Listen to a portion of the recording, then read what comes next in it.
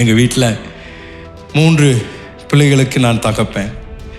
அதுவும் முக்கியமாக 2 பிள்ளைகள் இப்பொழுது வளர்ந்து விட்டார்கள். ஆனால் என்னுடைய மகன் லீவாய், அவன் ஒரு 1.5 வயது 2 வயது இருக்கும் பொழுது அவனுக்கு காலையில் சாப்பாடு ஊட்டுவது என்னுடைய ஒரு பெரிய ஒரு ஸ்லாக்கி. எனக்கு அவனோடு உட்காந்து காலைல பிரேக்ஃபாஸ்ட் சாப்பிடுவது. எவ்வளோ பேருக்கு இந்த அனுபவம் இருக்குதுன்னு எனக்கு தெரியல. ஒரு பசி இல்லாத குழந்தைக்கு நீங்கள் சாப்பாடு ஊட்டி பார்த்துருக்குறீங்களா?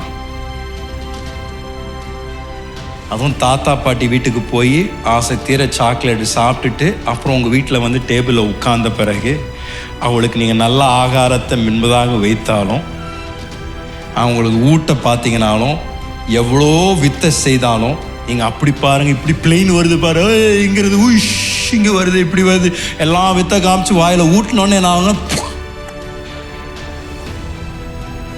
சாப்பிட மாட்டாங்க. ஏங்க? பசி இல்லை. இன்றைக்கு சபையில் இதுதான் நடந்து கொண்டு இருக்குது. பலர் தேவனுடைய காரியங்களுக்காக பசி தாகம் இல்லை. நான் உலகத்தில் இருக்கக்கூடிய பல காரியங்கள் மூலமாக அவருடைய வாழ்க்கையை நிரப்பி வைத்து விட்டார்கள். அது சத்துவத்தை அவர் வாழ்க்கையில் கொண்டு வருவதில்லை.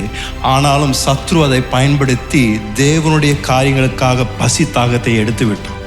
பலருடைய வாழ்க்கையில் தேவன் செய்ய விருப்பமான காரியங்களை இன்னும் அவர்கள் அனுபவிக்காத காரணம், இன்னும் தேவ ராஜ்யத்தின் தேவனுடைய காரியங்களுக்காக பசி தாகம் இல்லாமல் இருக்கிறார்.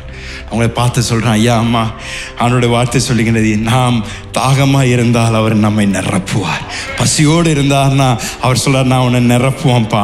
அவருடைய பிரசனத்திற்கு அவளோடு ஆண்டவரே என்னை நிரப்புங்க, என்னோடு கூட இன்றைக்கி இடைப்படுங்க என்று யாரெல்லாம் வருகின்றோமோ, அன்றைக்கு அந்த சீஷர்கள் அந்த மேல் வீட்டறையில் 10 நாட்களாக அங்கே இருந்து, ஆண்டவரே நீங்கள் என்ன வாக்கு பண்ணீங்களோ அது எங்களுக்கு தாங்க தாங்க தாங்க தாங்க என்று அவர்கள் மன்றாடி ஜெபிக்க ஜெபிக்க ஜெபிக்க அந்த பெந்தைகோஸ்தே நாள் வந்த பொழுது அந்த முழு அறை அசைக்கப்பட்டு பரிசுத்தாவியானவர் அவர்கள் மேல் இறங்கி ஒவ்வொருவரையும் புதிய அபிஷேகத்தினால நிரப்பி அவருடைய வாழ்க்கையை தலைகீழாய் மாற்றி அன்றிலிருந்து அவருடைய பழைய வாழ்க்கைக்கும் பரிசுத்தாவியான அபிஷேகத்தை பெற்ற வாழ்க்கைக்கும் அடையாளம் இல்லாத அளவிற்கு அவர்களை மறுரூபம் படுத்தினார்.